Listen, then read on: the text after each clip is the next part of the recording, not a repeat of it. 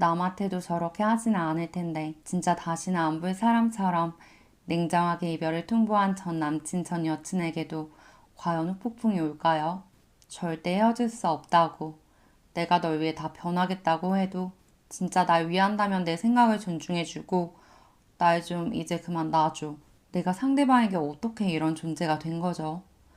처음 보는 상대방의 모습에 대체 어떻게 해야 될지를 모르겠어요. 그래서 우리는 본능적으로 또 상대방을 붙잡고 설득하게 되죠. 그런데 여러분, 헤어지기 직전에 상대가 관계를 위해서 노력하려는 모습이 조금이라도 있었다면 아직 끝날 때까지 끝난 게 아니에요. 이제부터 우리는 재회를 위해서 감정적으로 붙잡는 악순환을 끊어버리고 전 남친, 전 여친의 이 심리를 역이용해 볼 필요가 있습니다. 안녕하세요. 헬로 열매입니다.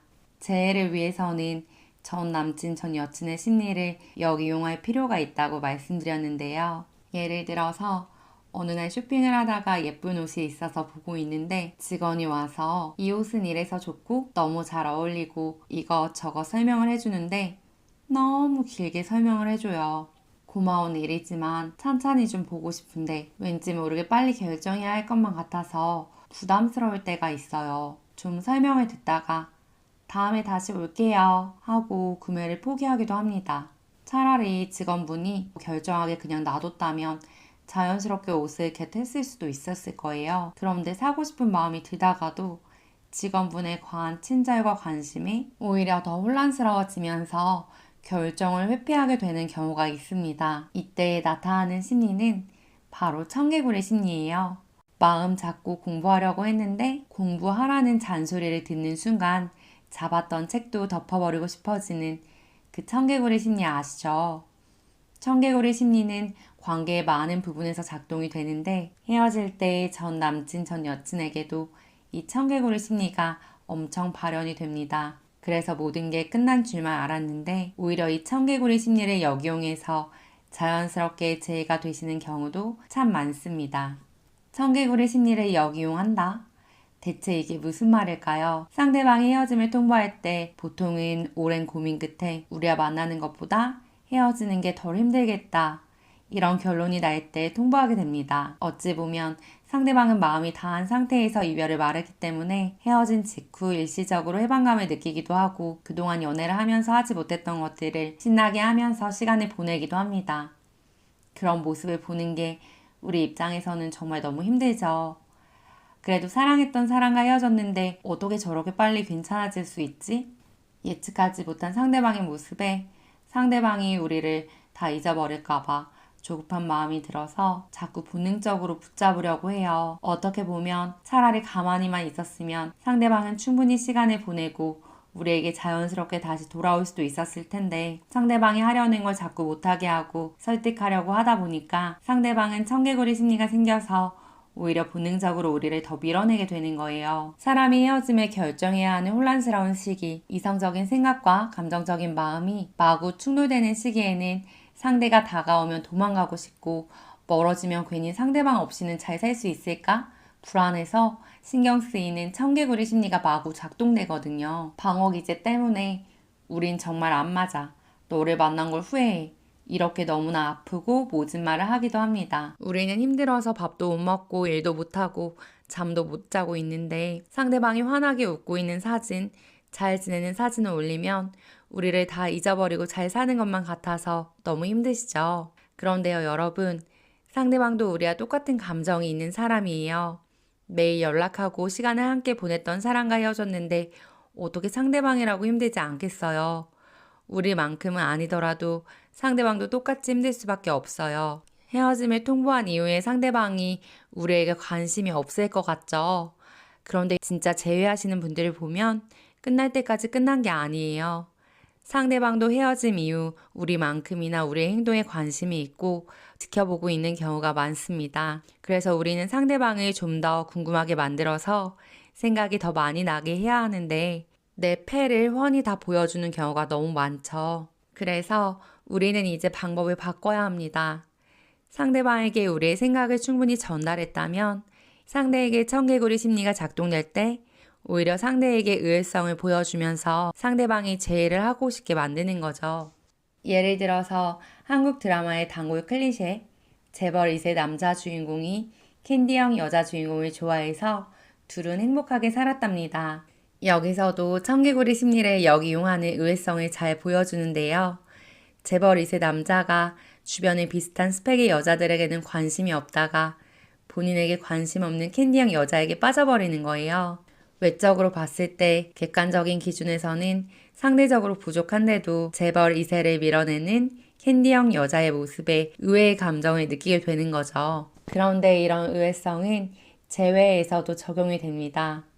그래서 우리는 단호하고 냉정한 상대방의 마음을 바꾸기 위해서 두려워만 할 게 아니라 그동안 서로 사랑했던 지난 시간들을 믿고 상대에게 의외성을 선물할 필요가 있어요. 첫 번째는 상대에게 내 마음을 충분히 전달했다면 우리가 진짜 사랑했던 그 시간과 추억을 믿고 이제는 마무리를 잘 맺어보는 거예요. 마무리를 절대 지을 수 없을 것 같던 우리의 변화 자체가 상대방의 청개구리 심리를 감소시키고 의외성을 주는 첫 단계입니다. 두 번째는 상대방에 대하는 태도에 의외성을 주는 거예요. 우리가 상대방에게 어떤 태도로 대하는지에 따라서 재회의 결과는 충분히 달라질 수 있습니다.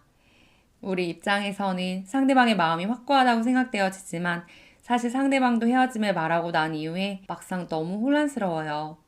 나중에 후회하면 어쩌지? 막연한 불안감도 있고 앞으로 상대방의 마음이 어떻게 변할지 스스로도 확신하기 힘듭니다. 이런 시기에 우리의 의외의 태도를 통해서 당장에는 상대방의 마음이 열리지 않더라도 천천히 변화하게 되는 경우가 많아요. 절대 바뀌지 않을 것 같던 마음에 의외성 한 스푼이 추가되면 순식간에 후폭풍의 감정이 찾아올 수 있다는 거예요. 사실 서로가 진심으로 사랑했다면 후폭풍이 오지 않을 수는 없어요. 다만 후폭풍의 크기가 사람의 성향에 따라 주변 상황에 따라 서로의 추억에 따라 크고 작을 수는 있습니다. 그래서 모든 후폭풍이 재회로까지 이어지지 않을 수는 있지만 상대에게 우리가 지금부터 어떤 태도로 대하는지에 따라서 다시 말해서 의외성의 정도에 따라서 후폭풍의 강도를 좀 더 높일 수는 있다는 거예요. 이제는 우리가 정확히 인지를 해야 해요.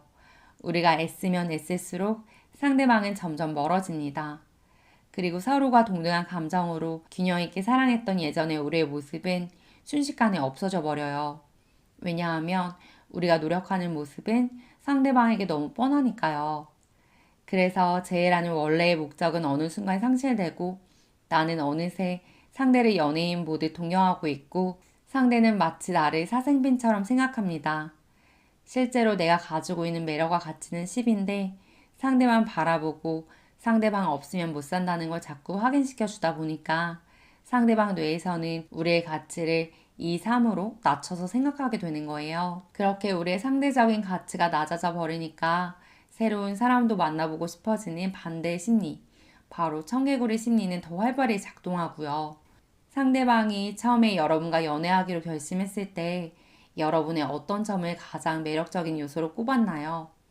여러분에게 여전히 그 매력이 남아있나요?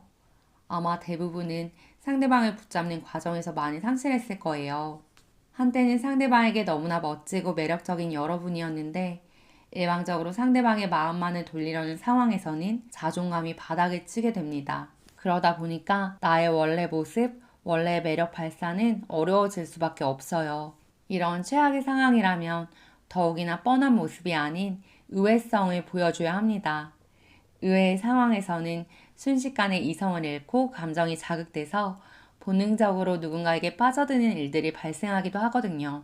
다시 말해서 순식간에 후폭풍이 찾아올 수 있다는 거예요. 오히려 헤어짐을 통보했다가 역으로 후폭풍이 오신 분들은 다들 느끼셨겠지만 후폭풍이라는 감정 자체가 수면 위로 한번 드러나면 정말 별별 생각이 다 들어요. 맨날 연락 오던 애가 왜 연락이 안 오지? 뭐야, 벌써 새로운 사람 생긴 거 아니야? 괜히 더 궁금해지고 괜히 더 아쉬워지고 그러다가 지금 아니면 안 될 것만 같은 마음이 상대방에게 순식간에 역으로 생기는 경우가 많습니다. 이때부터 상황은 역전되는 거예요. 이게 사람의 본능입니다. 청개구리 심리를 역이용하기 위해서는 SNS를 활용할 수 있어요. 우리가 헤어짐의 원인을 제공했던 부분이 개선됐다는 사진, 처음 상대방에게 매력적이었던 요소가 뿜뿜하는 새로운 사진들 말이에요. 미래를 그리기에 부족한 상황으로 헤어졌다면 자기 개발에 힘쓰면서 발전 가능성이 될 만한 부분들을 어필하고 스펙업하면서 내 삶에 집중하는 모습의 사진들을 올려주는 거예요. 바람기나 이성 문제로 헤어졌다면 상대적으로 정적인 활동을 하면서 일상을 건강하게 살아가는, 그러면서도 자중하는 모습의 사진들을 올려줍니다.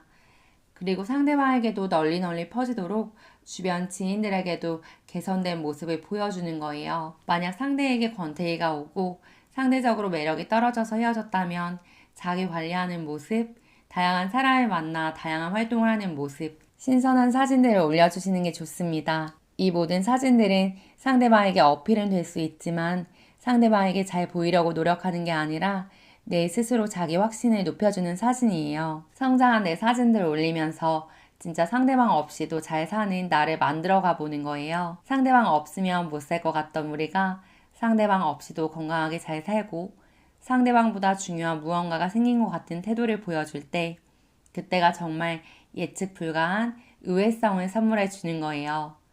그때부터 상대방은 우리가 미친 듯이 궁금해지기 시작합니다. 처음 만났을 때 그 매력들을 회복할 때 후폭풍은 시작되는 거고 죄는 더 앞당겨질 수도 있습니다. 붙잡아도 보고 이 방법 저 방법 다 써봤는데 오히려 상대가 더 단호해져서 어떻게 해야 될지 모르는 혼란스러운 시점에 계신 분들은 오늘 말씀드린 의외성을 발휘해서 청개구리 심리를 역이용해 보는 방법을 참고해 보셨으면 좋겠습니다. 여러분, 오늘도 힘내세요.